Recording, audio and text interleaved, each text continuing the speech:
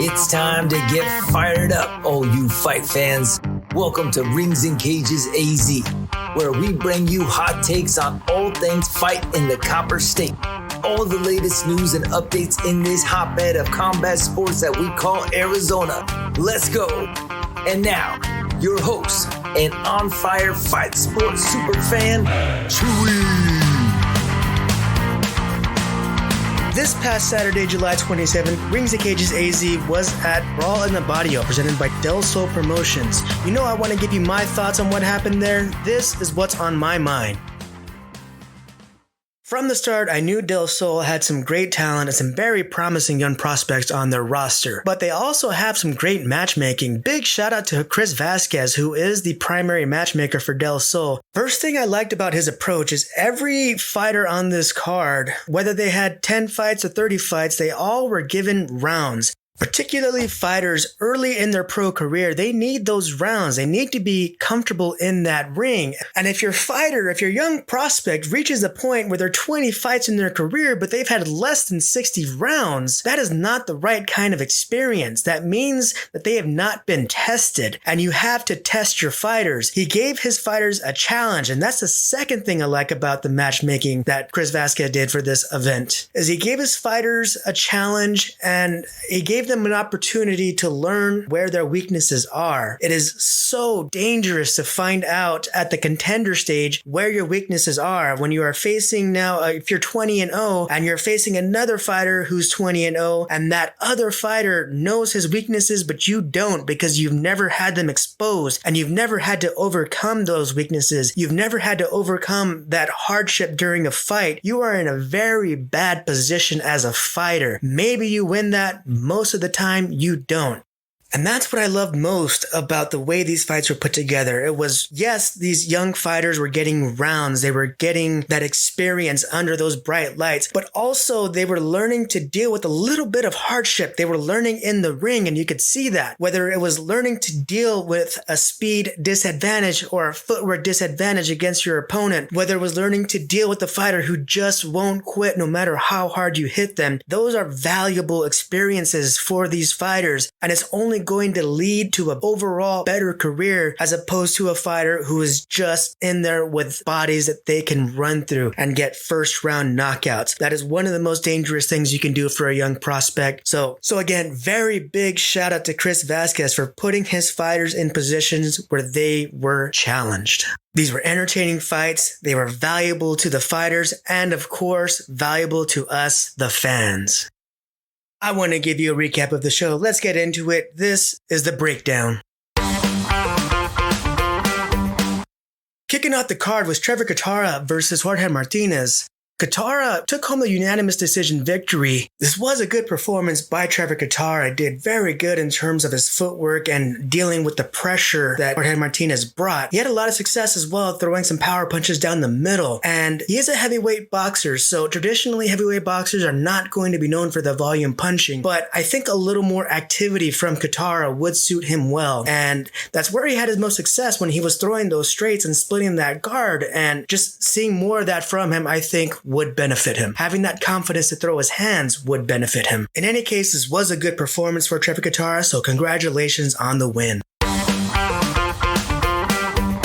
Joseph Brown took home a victory against Chico Chacon in the second bout of the night. Chacon was a fighter who was not willing to go down, who was not willing to just sit there and take his beating, so to speak. Constantly moving forward, constantly putting pressure on Brown. Brown responded very well, though. He was able to land some good shots to the body from the outside and the inside. Typically with a fighter that has his kind of size, his kind of reach, and his kind of tools, you would want to see them control the distance a little bit more. Throw the straights, throw the jab, throw the right cross, keep the shorter fighter on the outside where he can't do as much damage. But Brown did have the tools to and the understanding of how to throw those short punches on the inside, how to throw those uppercuts on the inside to the body in particular, that he almost doesn't need to be that kind of dance around the outside fighter. And it doesn't seem like that's his style, and that's the kind of fighter he wants to be. Eventually, a fighter's just going to be who he is or who she is, and it just seems like Brown is going to be that fighter who will fight on the outside when he needs to, but will also fight on the inside when he needs to. to, and he certainly has the tools to be successful in that interior firefight. As long as he's able to do that, maybe it doesn't make sense to try to turn him into something that he's not, and it just does not seem like he's going to be that fighter who dances around the outside and uses his footwork to avoid the firefights. He's just going to be that fighter who will throw those shots from the outside, but once you get inside on him, he's going to throw there too, and he's going to have success. Analytical side of me does think that he might have more success being that fighter who fights at range, especially with the way he's able to work the body at range. The fight fan in me does not want to fault him for being willing to mix it up. The fight fan in me wants him to stay just the way he is.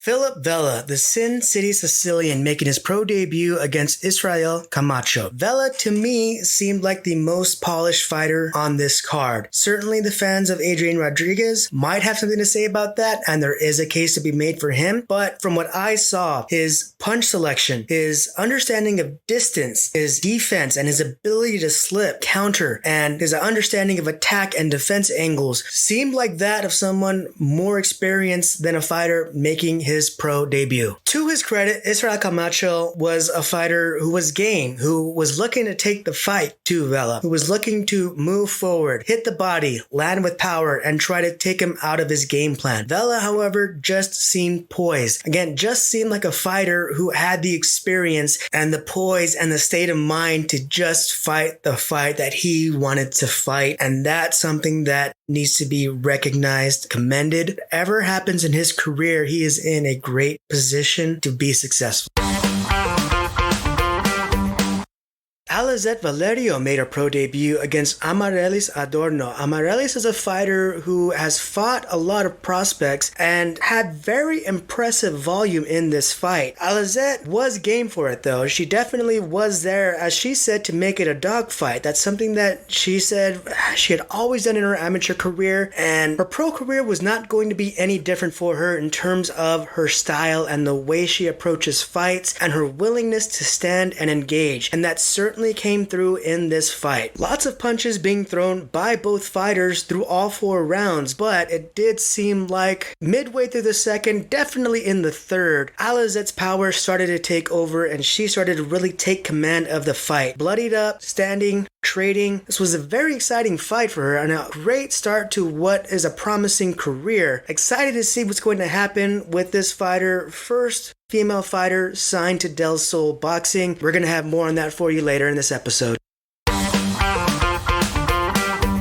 Zederic Stephenson versus Sergio Hernandez. Both fighters having their second career professional boxing match. 2 skilled prospects with a lot of talent. Zederic did have the speed advantage, so Sergio did get caught with some jabs, especially jabs to the body early on in the fight. He did manage to find his timing and he was able to land with a little more power, and he was successful going in and attacking behind his jab, which is something he said he worked on prior to this fight, and we'll have more on that for you later. Also seemed like Zederic paid a little too much attention to the crowd. Sergio had a huge following, a very loud following at this event. Zederic spent too much time, in my opinion, trying to show that the punches were not hurting him as opposed to initiating his own offense. Also got caught several times taunting Sergio, putting his hands down, inviting him to punch, and paying a price for it. Sergio showed great power during this fight, able to sit down in his punches very well, learned his timing very well. And when you talk about fighters learning to overcome disadvantages, he certainly learned how to adapt mid-fight to that kind of speed disadvantage and learned some valuable in-ring fight instincts in terms of how to time your opponent's punches and how to time his own counters. So credit to Sergio's team, Ramos Boxing, for giving him the tools and the knowledge that he then had to deploy mid-fight to overcome that and to come out victorious. That is not an easy thing to learn. These are not easy skills to learn. Timing is not an easy skill to learn for a boxer, and definitely poise is not something that's easy to learn for anybody, in particular somebody in that ring.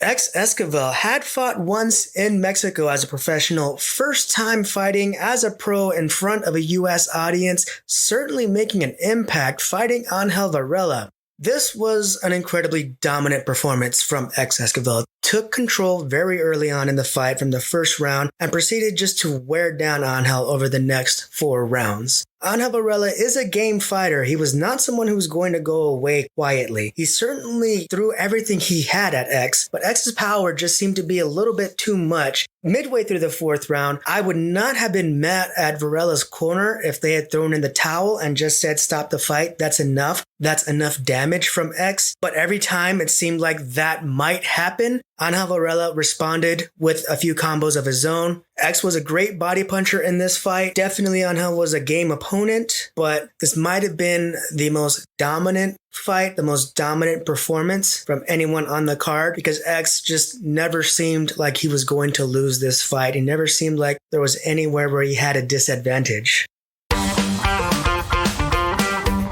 The main event, Eladio Martinez versus Adrian Suavecito Rodriguez. Round 1 looked like it was a little bit of a feeling out process for both fighters. There was some good exchanges there, both fighters throwing and landing, but it didn't seem like there was any clear control at that point in the fight. By the end of the 2nd round, though, Adrian clearly took control. He was landing with power, he was moving well, and he was using his footwork to control where the fight took place. As the fight went on, it was clear that it was going to be an inside fight when Adrian wanted it. It was going to be an outside fight when Adrian wanted it. Looking on, it seemed to me like Adrian was having more success making it an outside fight where he could throw, he could land with power, and then he could slip away and avoid taking any damage himself. And again, the analytical side of me thought that the way he was able to jump in and out and move laterally and avoid punches whenever he kept it outside, the analytical side of me thought that maybe he would stick to that, or maybe he should stick to that,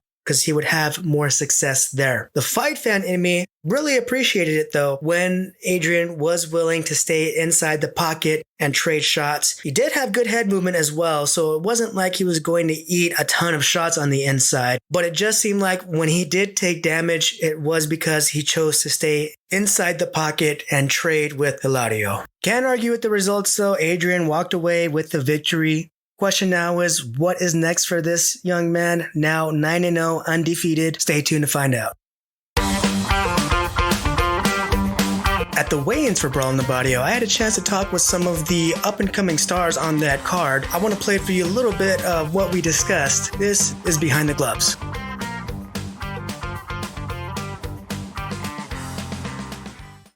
I asked Adrian Rodriguez what he was working on in camp to prepare for his fight, as well as what his plans were for his future in boxing. Take a listen. I've been working on my power, definitely, on my inside work. You know, sometimes I shoot a little too fast, but sitting down on my power, being inside, you know, that's all. Man, I haven't really thought too far ahead. Like right now, as I just had my daughter, newborn daughter. I'm a dad now. I have my girlfriend. Right, this fight was kind of a little last minute, you know, rush. Hopefully, I mean, maybe, you know, I'll be up there soon, hopefully. But right now, like, I can just think about is like getting this fight over with and just spending time with my family. Right? On behalf of everyone here at Rings and Cages AZ, congratulations to Adrian Rodriguez, not just for the win, but for the new addition to his family. We sincerely hope you enjoy your time with your new daughter. And when you're ready to return to the ring, we'll be here to follow it. This is Sergio Rodriguez talking about who has influenced him as a boxer and where he thought he would have advantages in his fight at Brawl in the Barrio.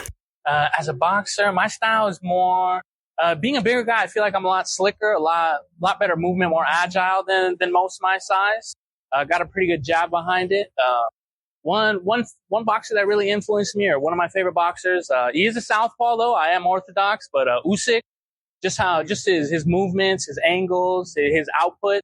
That's something that I really study and try to gravitate towards style wise. Advantages for this fight, definitely jabs.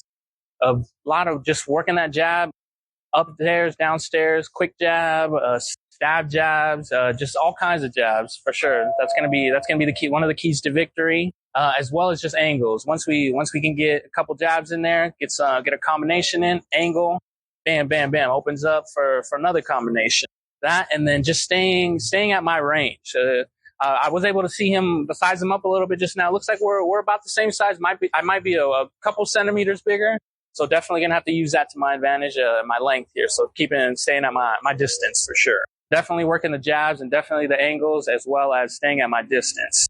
Coming forward a little bit more, putting the pressure on him, making him throw when he's not comfortable. That's another thing we've been working on as well. What I love most about that sound clip is the fight with Zederic Stephenson played out almost exactly as planned. Now, Zederic was a little more fleet of foot, and that became apparent, but Sergio was able to use those angles, cut off the ring, chase him down, put pressure on him, and as far as the attack aspect goes, he had a lot of success going in behind his jab. So this fight was a credit to the Ramos team. The game plan that they came in with worked well, and the aspects of it that didn't work, they adapted to it very well. So credit to Sergio as well. Alezet Valerio talked with us about her amateur background as well as what it was like to be the first female fighter signed with Del Sol Promotions. Want to play a little bit of that for you. So for amateurs, 47 fights is not actually a lot, but I have 2 national championships I've won, and for silver gloves as well, silver gloves. It's great, making history. Hopefully there's going to be more females, but I feel great. I feel good. It feels like an accomplishment and achievement, and I'm excited. Alezet there sharing her thoughts, and I do want to take a minute to recognize this because it is significant. There's an elephant in the room here. Female boxers, particularly in the U.S., have been overlooked for a fairly long time now. It's only a recent phenomenon that we've had the Clarissa Shields and the Amanda Serranos and the Alicia Baumgartners. So you gotta give some props to Del Sol for signing this young talent and recognizing that they do have a potential star in their hands and giving her that promotional push. This is not something that would have happened, honestly, as recently as 10 years ago. So, gotta give it up to them for recognizing that they have this potential star on their hands. Here's what's coming up, Desert Brawlers. This is your fight forecast. Friday, August 2nd, we have Bout That Time 2 at the Stratus Event Center in Phoenix. This is an amateur boxing event presented by 10-0 Promotions and sanctioned by USA Boxing. Fights will start at 5 p.m. Check out 10-0promotions.com to get your tickets. Saturday, August 3rd, we have Last Warrior Standing 13 at the Temple of Music and Art, home of the Arizona Theater Company in Tucson. This is a submission grappling event presented by LWS Promotions. It'll be a super fight format, meaning 1 match per competitor as opposed to the tournament format a lot of BJJ fans have become accustomed to. Visit lwschampionship.com for your tickets. Saturday, August 3rd in Tolleson, Ki Senshi Martial Arts is going to be hosting an open house. This is not a fight sport event, but an opportunity for young students to take a free class before the start of the new school year. In this class, they'll learn bully prevention, how to have a successful and fun school year, how to make new friends, stay active and healthy. Ages 6 to 7 class will begin at 10 a.m. Ages 8 to 12 class will begin at 11:30 a.m. We love hearing about events like this at Rings and Cages AZ. We know how much bullying and harassment can have a detrimental effect to young kids, with the depression, the anxiety, and all the other mental health issues that may arise from it. Also, we know what a positive impact it can have on a young child to have organized activities like sports or martial arts. If you have been considering getting your child into a martial arts program, this would be a good chance to try it out. Check out our calendar at ringsandcagesaz.com to find out how to register your kid. Last week we asked what you love most about going to local shows, and the responses we have generally go towards supporting the local fighters, enjoying the environment, and seeing the next up-and-coming prospects. You already know those are some of the aspects I love about going to local shows as well. For the fans who don't go to local shows, what we heard a lot is that most of you don't know when these shows are taking place, which is why we have our calendar at ringsandcagesaz.com. It's going to tell you what events are coming up, whether it's boxing, MMA, Muay Thai, kickboxing, jiu-jitsu, whatever it is you're into, we're going to have it on that calendar. Any events that you want us to add to the calendar, let us know. ringsandcagesaz@gmail.com is the email address. We love giving that platform to local gyms, local fighters, and local promoters. Hit us up. Of course, we want to hear from you. Last Saturday, we had boxing. We had world champion boxer David Benavidez doing a meet and greet at JL Boxing. We have boxing events coming up this Friday as well. So what we want to know from you is, who is your favorite boxer? Your favorite boxer now, your favorite boxer of all time, whatever it is you want to tell us, we want to hear it. Send your choice to ringsandcagesaz@gmail.com. I'll be revealing my choice next week on Rings and Cages AZ, your home for all things fight in Arizona. And check us out at ringsandcagesaz.com. You'll find a calendar of events there, all of our socials. Don't forget to like, comment, subscribe, and share with your friends. Until next time, Desert People.